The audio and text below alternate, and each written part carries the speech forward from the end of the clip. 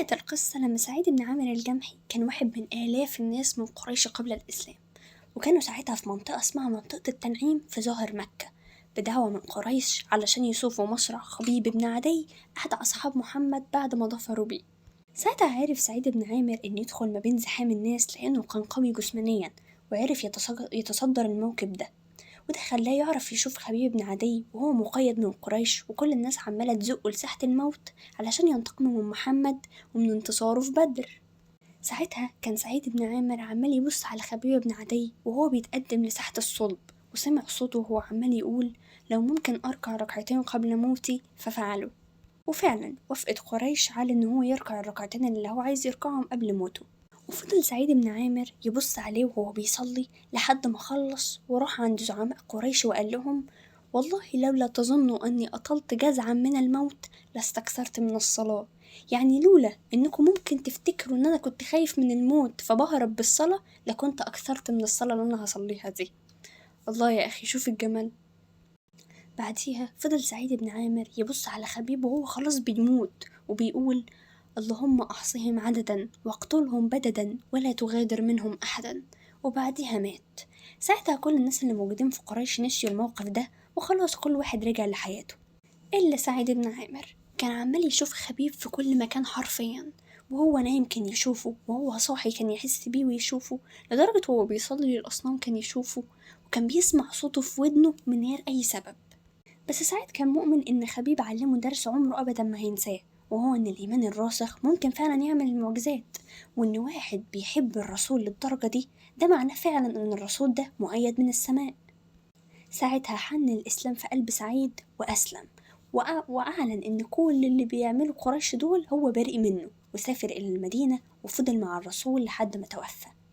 وفضل سعيد بن عامر مع الخلفاء بعد وفاة الرسول كمان، وكان معروف عنه صدقه وتقواه. في مرة دخل على عمر بن الخطاب لما بقى خليفة على المؤمنين وقال له يا عمر أوصيك أن تخشى الله في الناس ولا تخشى الناس في الله، وألا يخالف قولك فعلك فإن خير القول ما صدقه الفعل. يا عمر أقم وجهك لمن ولاك الله أمره من بعيد المسلمين وقريبهم، وأحب لهم ما تحب لنفسك ولأهل بيتك، واكره لهم ما تكره لنفسك ولأهل بيتك، واغضوا العمرات إلى الحق ولا تخف في الله لومه لائم. فقال له عمر ومين يقدر يعمل كده يا سعيد؟ قال له رجل زيك يقدر. ساعتها قال له عمر أنا هوليك على حمص. راح قال له بالله عليك يا عمر لا تفتني. فتعصب عمر وراح قال له انت هتشيلوني الشيلة دي كلها وبعديها تيجوا تسيبوني؟ طب والله ده انا موليك على حمص.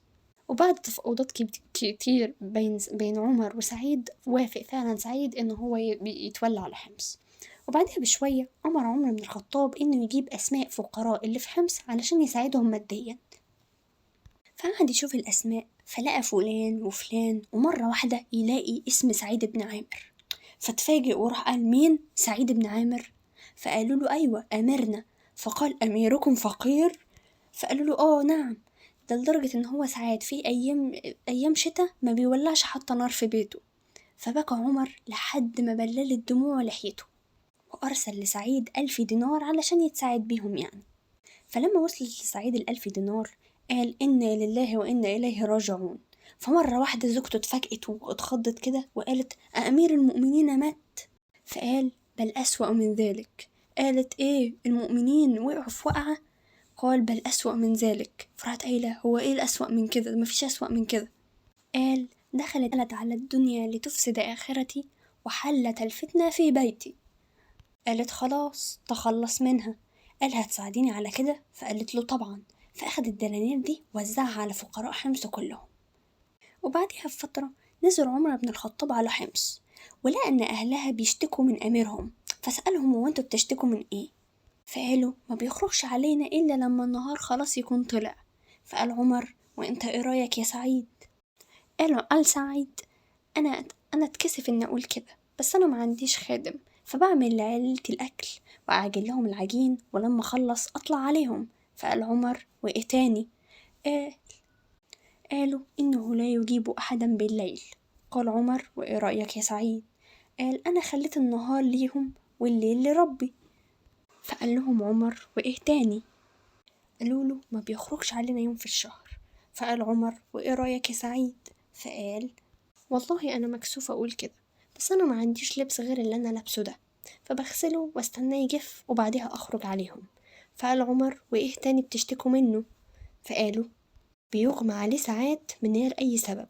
فقال سعيد: علشان أنا لما بفتكر الوقعة اللي حصلت لخبيب بحس إن أنا يعني ما أسلمتش بسرعة، فبحس إن أنا خلاص يعني وبيغمى عليا، يعني بيغمى عليه من الصدمة أو من الندم إن هو ما أسلمش بسرعة بعد اللي شافه من خبيب ده.